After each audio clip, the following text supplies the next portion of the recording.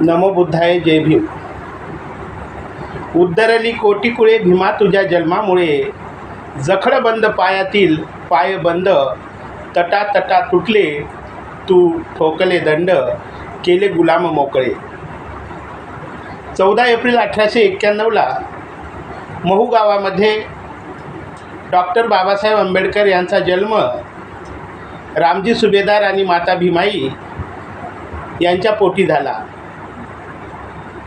14 April 1891ला Mhow गावामध्ये क्रांतीचा सूर्य उगवला आणि या देशातील बहुजन समाजाच्या मानसाला सुखी आनंदी जीवन जगण्याचा प्रकाश मिळाला. 14 एप्रिल डॉक्टर बाबासाहेब आंबेडकरांची जयंती आली.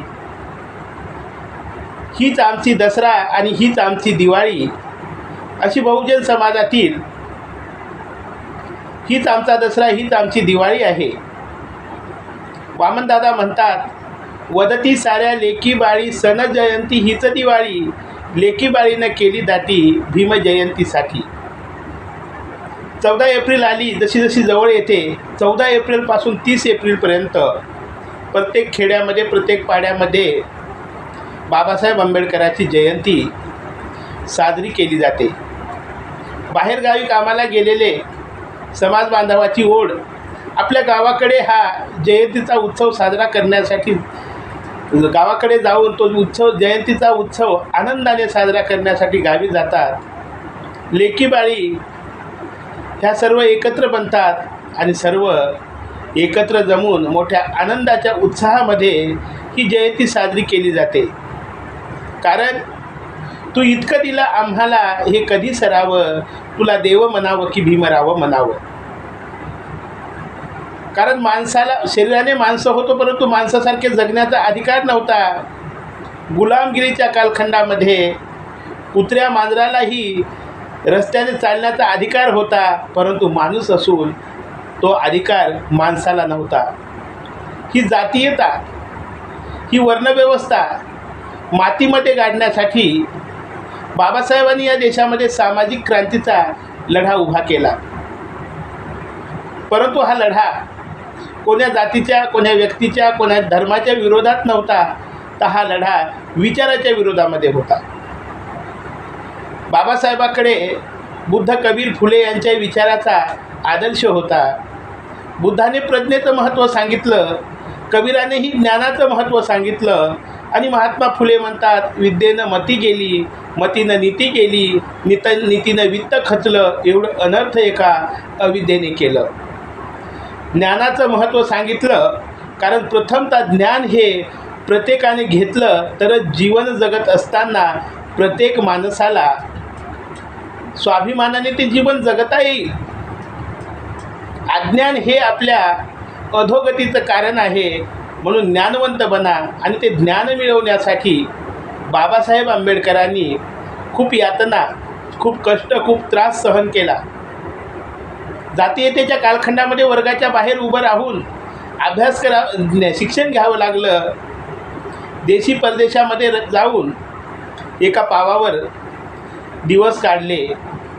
24 तासातील 18 तास जागून ज्ञान संपादन केलं आणि त्या ज्ञानाच्या जोरावर, पेनाच्या टोकावर या देशातील बहुजन समाजातील माणसाला माणसासारखं जगण्याचा अधिकार परमपूज्य डॉक्टर बाबासाहेब आंबेडकर यांनी मिळवून दिला. त्या थोर युगंधराला, प्रज्ञासूर्याला, बोधिसत्व डॉक्टर बाबासाहेब आंबेडकरांना त्रिवार वंदन करतो. तो त्रिवार वंदन करतो कारण 14 एप्रिल या दिवशी 14 एप्रिलपासून 30 एप्रिलपर्यंत जयंती उत्सव मोठ्या आनंदाने साजरे केले जातात. हे आनंदाने साजरे केले जातात कारण बाबासाहेबाचा जन्म झाला म्हणून आमच्या जीवनामध्ये आनंद झाला. तेच आमचा दसरा आहे, तीच आमची दिवाळी आहे. कारण या देशामध्ये आमचं जीवन नरक बनवणाऱ्या, आमच्या जीवनाला कुत्र्या मांजरासमान हीन लेखणाऱ्या, जातीमध्ये विभागणी केलेल्या मनोनीतीचं बाबासाहेबांनी दहन केलं. त्या मनोनीतीचं बाबासाहेबांनी दहन केलं आणि समतेच्या, मानवतेच्या, समता, स्वातंत्र्य, बंधुत्व या विचाराचं संविधान या देशाला देऊन मानवतेची ज्योत या देशामध्ये लाविली. हीच आमचा दसरा आहे, हीच आमची दिवाळी आहे. मोठ्या आनंद उत्साहाने ही जयंती साजरी केली जाते. कारण बाबासाहेबाची जयंती आनंदाने साजरी व्हावी, परंतु बाबासाहेबांनी सांगितलेला मार्ग हा समजावून घेऊन आपल्यामध्ये प्रगती होण्यासाठी, आपल्याला ज्ञान मिळवण्यासाठी, आपल्या मुलाबाळांना योग्य मार्ग दाखवण्यासाठी बाबासाहेबाचे विचार हे अत्यंत आवश्यक आहे. परंतु बाबासाहेबाच्या विचाराचा प्रसार व्हावा, समाजामध्ये जागृती व्हावी, बाबासाहेबांनी सांगितलेले ज्ञानशील याचं महत्त्व कळावं आणि समाज हा ज्ञानवंत बनावा, धनवंत बनावा, शीलवंत बनावा आणि देशामध्ये मानवता नांदावी, एकता नांदावी. यासाठी बाबासाहेबाच्या विचाराची अत्यंत गरज आहे.